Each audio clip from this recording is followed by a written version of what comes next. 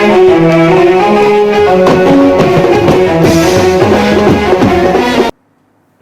दोस्तों, ये आवाज़ सुने हुए आप लोग को बहुत समय हो गया होगा ना। आप लोग सोच रहे होंगे कि यार ये आवाज़, ये शोर कहाँ गुम सा हो गया।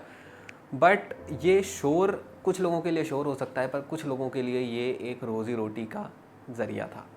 जैसा कि हम लोग बैंड की धुन को किसी के घर के आगे से निकलता है तो कोई उसको छत से देख के एंजॉय करता है, पर कोई उसको शोर समझता है, किसी को उससे दिक्कत होती है, कोई उस मोमेंट को जी रहा होता है। तो दोस्तों, जो वेडिंग इंडस्ट्री है, इसमें हमारे कोविड-19 को आने से कितना नुकसान हुआ, कितना फ़ायदा हुआ, कैसे हम इसको रिकवर करते हैं, तो आज हम जो बात करने वाले हैं दोस्तों, वो इसी बारे में बात करने वाले हैं कि वेडिंग इंडस्ट्री में कितना हार्म हुआ। वेडिंग इंडस्ट्री एक इंडिया की इकोनॉमी को चलाने के लिए कितनी बड़ी हुआ करती थी और आज क्या क्या चीज़ें उससे हंट हुई हैं। 50 बिलियन। तो दोस्तों, जो इंडिया की वेडिंग इंडस्ट्री थी वो इंडिया में लगभग 50 बिलियन डॉलर्स का योगदान देती थी, जो कि वर्ल्ड का सेकंड नंबर है। फर्स्ट नंबर पे है अमेरिका, यूएसए, जिसमें 70 बिलियन डॉलर्स था, और इंडिया का है 50 बिलियन डॉलर्स। और लगभग ये 20% प्रति वर्ष के हिसाब से आगे बढ़ रही थी।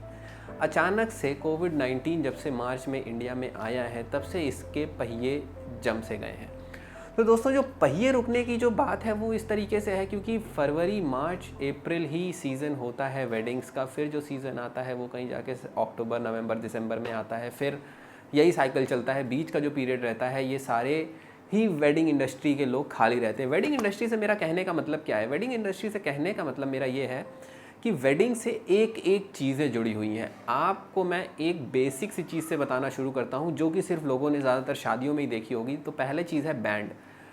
बैंड से लेकर फर्नीचर से लेकर ऑटोमोबाइल इंडस्ट्री से लेकर कैमरा इंडस्ट्री, टीवी, इलेक्ट्रॉनिक्स, आप जिस चीज़ का भी नाम लीजिए, वो सारी चीज़ें वेडिंग से बहुत ही ज़्यादा इंडिया में प्रभावित थी। क्योंकि यहाँ पर लोग शादियों के सीज़न आने से पहले अपने गोदामों को भर लिया करते हैं।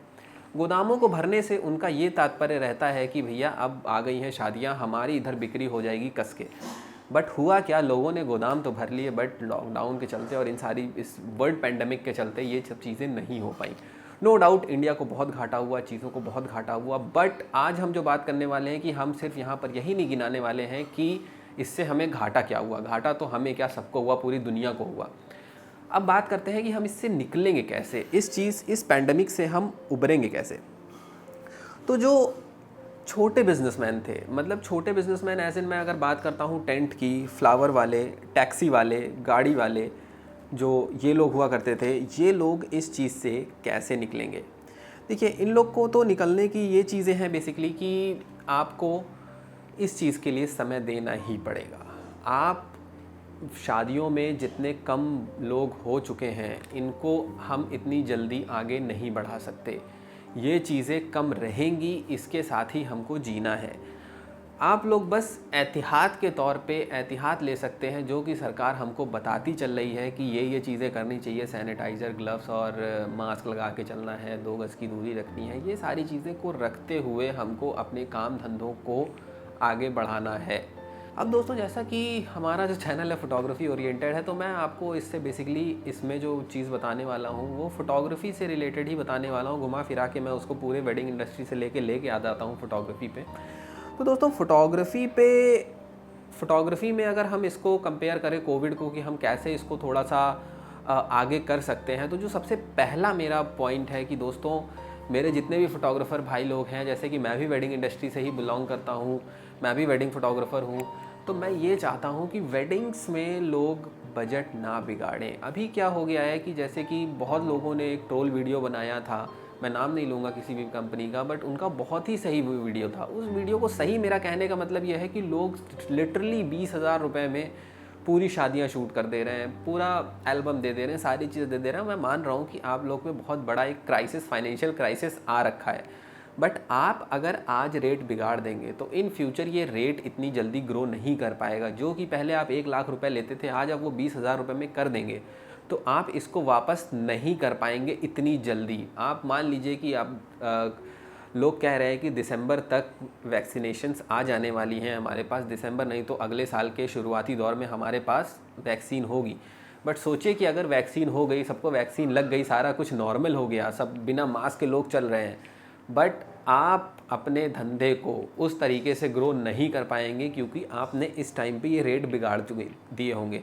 क्लाइंट ये समझने को राज़ी नहीं होगा कि उस टाइम पे बंदे सस्ते में हायर हो रहे थे, आज की डेट में बंदे महंगा चार्ज कर रहे हैं आपसे। क्लाइंट ये नहीं समझेगा, उसको तो यही मतलब रहेगा कि भैया 20,000 रुपये में तो आपने हमसे आपने काम किया था। और जो एक बहुत बड़ी चीज़ है कि ऑनलाइन प्रमोशन, जैसे कि बहुत सारी कंपनियां इस टाइम पे आ गई हैं कि वो अब आपको ऑनलाइन बिजनेस देंगे। पर दोस्तों जो वेडिंग का बिज़नेस है वो वैसे ही इतना हर्ट हो रखा है कि आपको ऑनलाइन बिज़नेस मिलना थोड़ा सा मुश्किल होगा। बट हाँ, आप ऑनलाइन प्रमोशंस करते रहिए। देखिए, मैं पर्सनली किसी भी वेबसाइट पे पैसा नहीं देता हूँ, मैं पैसा दे के देख चुका हूँ, बट मेरे को उतना कोई प्रॉफिट उसमें लगा नहीं, जितना मैं देता हूँ उतना ही मैं उससे वसूल पाता हूँ।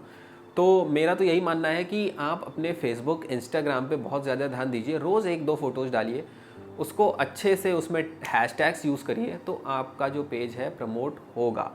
थोड़ा समय लगेगा, एक वर्ल्ड पैंडेमिक है, ज़्यादातर लोग घर पे हैं, बिज़नेस सबके ठप पड़े हुए हैं, लोग घर पे बैठे हुए हैं, तो उससे भी थोड़ा सा आप अगर ऑनलाइन प्रमोशन करेंगे तो आपका थोड़ा सा वो चीज़ प्रमोट होने वाली है। आप अगर वेडिंग्स में जा रहे हैं तो मेक श्योर कि मास्क लगा के रखिए, मेक श्योर कि आप अपने कैमरास को सैनिटाइज़ करते रहिए। सैनिटाइज़ का एज इन मेरा ये है कि आप नॉर्मल सैनिटाइज़र ले लीजिए, उसको किसी भी एक माइक्रोफाइबर क्लॉथ पे स्प्रे करके आप अपने कैमरा को पोंछ सकते हैं, उससे कोई प्रॉब्लम नहीं आएगी।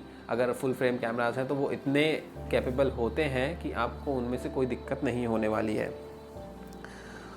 तो आई होप दोस्तों आपको हमारा वीडियो पसंद आया होगा। प्लीज़ लाइक करना, शेयर करना और सब्सक्राइब करना ना भूलिएगा। ये जो वीडियो था ये मैंने स्पेशली बनाया था कि इस पेंडेमिक में हम कैसे जूझ रहे हैं, कैसे हम इसको वर्कआउट करें और सॉल्यूशंस क्या हो सकते हैं। चलिए, तब तक के लिए दोस्तों, जय हिंद, जय भारत।